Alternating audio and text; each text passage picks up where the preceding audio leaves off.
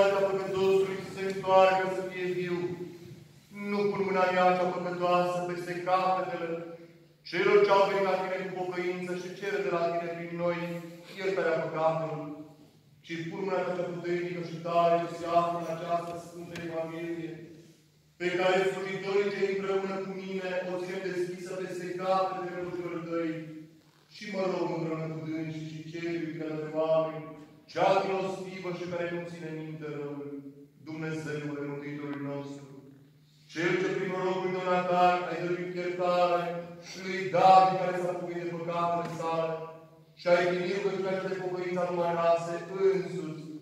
și pe robii tăi aceștia prezenți și pomeniți care se pocăiesc de păcatele lor, primește cu sătăinile de oameni, trecându-le cu vederea toate greșelile lor, că Tu ești Dumnezeul nostru care ai poruncit să iertăm de 70 de ori câte 7 celor ce cad în păcate,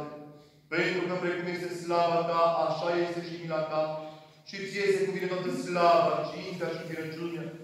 Tatălui și Fiului și Sfântului Duh, acum și pururia și în vecii vecilor.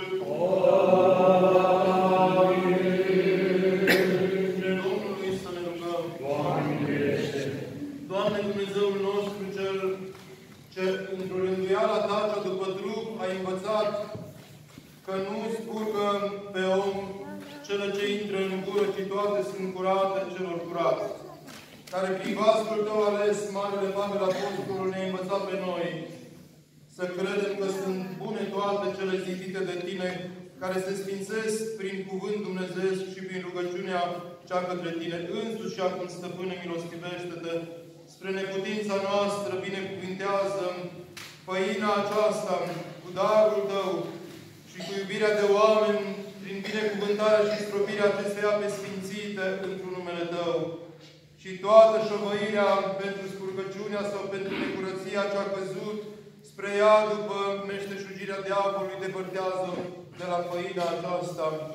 Și prin nădejdea cea întru Tine și prin adeverirea îndurărilor Tale, dă-le credincioșilor să se împărtășească din meritele acestea și mulțumind Sfântului Tău nume, să se păzească neosândiți, că Tu ești Cel ce binecuvintezi și sfințești toate. Ție slavă înălțăm Tatălui și Fiului și Sfântului Duh, acum și pururea